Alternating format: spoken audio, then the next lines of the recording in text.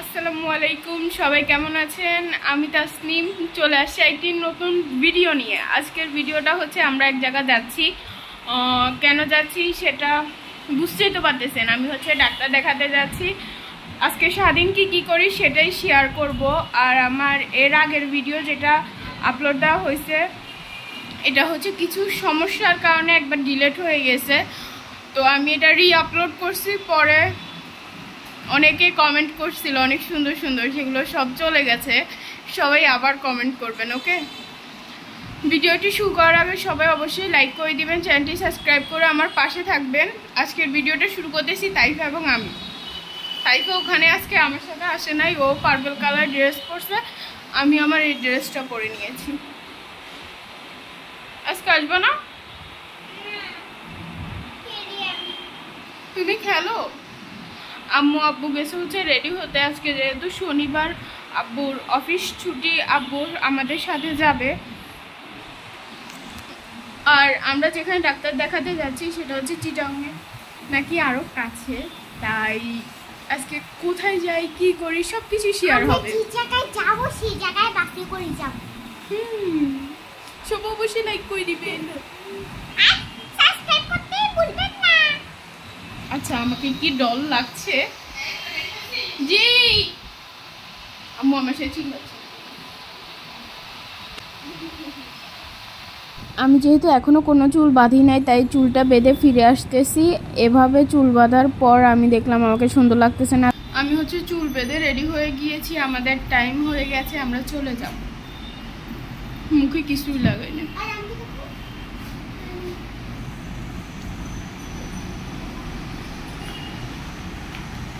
আর এখানে আমি যেহেতু ডাক্তার দেখাতে যাচ্ছি তাই স্কিনে কিছুই লাগাই নাই। আমার মনে হচ্ছিল একটু চোখে কাজল লাগাই ভালো লাগবে, বেশি লাগাই নাই, আমি একটু লাগাই ব্লেন্ড করে দিয়েছি। আর আজকে আকাশটার কথা কি বলবো, অসাম লাগতেছিল, অসাম। আমাদের বান্দা দিয়ে বসে দেখতে। আমিও রেডি হয়ে গিয়েছে। কিসে এরকম হাসতেছো কেন? আর এখানে তাইফা। আর আমরা হচ্ছে বাস স্টেশন চলে আসছি, এখানে বসেছিলাম প্রায় 20 মিনিটের মতন। তাইফা আমি, আব্বু গেছে টিকিট কাটতে। আমাদের এখানে অনেক বেশি গরম লাগতেছিল, আর কি বলবো, আল্লাহ আল্লাহ, এত সিগারেট মানুষ কেমনে খায় রে ভাই। ওখানে দাঁড়াই মানুষ স্মোক করতেছিল। তারপর কোনোভাবে আল্লাহ আল্লাহ করে ওখান থেকে বের হয়ে বাসে উঠতে পারলাম। আর আমরা সবাই চাচ্ছিলাম এসি বাস নিতে, কিন্তু দুর্ভাগ্যবশত ওই দিন কোনো এসি বাস ছিল না, তাই আমাদের নন এসিতেই যেতে হয়েছে। যাওয়ার গাড়িটা আলহামদুলিল্লাহ ভালো ছিল, তেমন কোনো প্রবলেম হয় নাই। আসার গাড়িটায় আমাদের প্রবলেম হয়েছিল। আর যেটাই বলেন না কেন, বাস মানেই প্যারা। আমার মতে সবচেয়ে সুন্দর জার্নি হচ্ছে ট্রেন জার্নি, যেটা আমরা সিলেট যাইতে করছি। অসাম ছিল সেই জার্নিটা।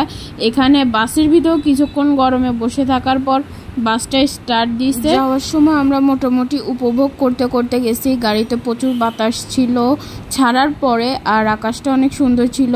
ওইদিকে চিটাংয়ের দিকে যাওয়ার রাস্তাটাও অনেক সুন্দর, গাছপালায় ঘেরা, তাই আমাদের অত আর প্রবলেম হয় নাই। আর বাতাসে এইদিকে আম্মুর অবস্থা দেখেন, আম্মু চুল টুল উড়াই নিয়ে চলে যাচ্ছে, মনে হচ্ছে গাড়িটা সহ উড়াই নিয়ে যাবে, হয়তো দেখেই বুঝতে পারতেছেন।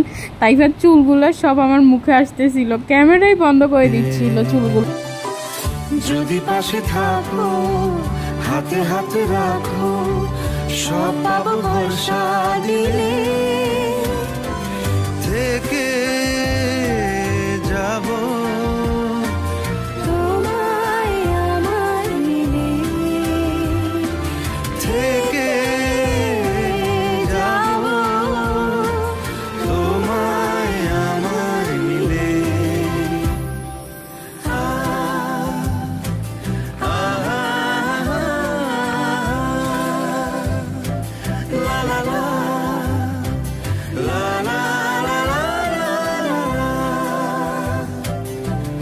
আর আমরা হচ্ছে এত সুন্দর রাস্তা উপভোগ করতে করতে হাসপাতালে চলে আসছি। এখন হচ্ছে বসে আছি। ওই হাসপাতালটা এত ঠান্ডা ছিল, কি বলবো, মনে হচ্ছিল যে ওখানে চাইলে 2-3 ঘন্টা অনায়াসে বসে থাকা যাবে। আমরা বাস থেকে নামার পর যা ফিল পেলাম, পুরো সূর্যটা আমাদের রাস্তার উপর ছিল। আমাদেরকে দেখে হয়তো বুঝতে পারতেছেন অনেক বেশি গরম ছিল। আর এই হচ্ছে এই হাসপাতালটা। এই হাসপাতালটা হচ্ছে বারাইহাটে। যদি কেউ সেখান থেকে আমার ভিডিও দেখে থাকেন অবশ্যই কমেন্ট করে জানাবেন, আমি জানলে খুশি হব। আর এখানে তাইফা ক্লান্ত হয়ে গেছে। ক্লান্ত আমরা জার্নিতে হই নাই, আমরা ক্লান্ত হয়ে গেছি আসার পথে। যে রাস্তায় রোদটা ছিল কি বলবো, পুরা খাড়া রোদ, একদম গরম লাগতেছিল। আর ওই হাসপাতালটা ঠান্ডা হওয়ার কারণে অনেক বেশি ভালো লাগছে তখন। আর আমরা ডাক্তার দেখানো শেষ করতে করতে দেখি 1:30 বেজে গেছে। তাই পরবর্তীতে হচ্ছে আমরা একটা হোটেলে চলে আসছি। আমার ডাক্তার দেখানোর পাশেই ছিল কাশবন রেস্তোরাঁ, সেখানে আসলাম। এখানে উপরের পরিবেশটা আমার অনেক বেশি ভালো লাগছে, কি বলবো, অনেকটা ঢাকার স্টাইলে করতে চাইছে, যেটা আমার অনেক বেশি সুন্দর লাগছে। আর ওখানে আমরা হাত ধোয়ার পরে এখানে আমাদের মেনু চলে আসছে। আমরা মেনু সিলেক্ট করে খাবার বেছে নিব। আমি তো যেখানেই যাই কাচ্চি, আমার আর এত বাছা কোছার দরকার হয় না। আর তাইফা বিরিয়ানি, এখানে আব্বু আর আম্মু মিলে গবেষণা করতেছিল তারা কি খায়। আম্মু আব্বু অর্ডার দিয়েছিল হচ্ছে চাইনিজ আইটেম, যেমন ফ্রাইড রাইস আর চিলি চিকেন। আর আমি তো কাচ্চি বললামই। আমি আর তাইফার খাবারটা হচ্ছে এখনই দিয়ে দিতে পারবে, কিন্তু আম্মু আব্বুর খাবারটা রেডি করতে নাকি 20 মিনিট টাইম লাগবে। তাই আমার খাবারের জন্য আমি অপেক্ষা করতেছিলাম কখন আমার খাবারটা। আমার অপেক্ষার অবসান ঘটিয়ে তারা আমার কাচ্চিটা দিয়ে গেছে, তাইফার বিরিয়ানিটা এখনও দিয়ে নাই। আমি আমার কাচ্চিটা খাওয়া স্টার্ট করে দিব। সকালবেলা হচ্ছে নুডলস খেয়ে আসছিলাম, এরপরে আর তেমন কিছুই খাওয়া হয় নাই। তাই এখানে কাচ্চিটা খেয়ে আমরা ফিরে আসতেছি।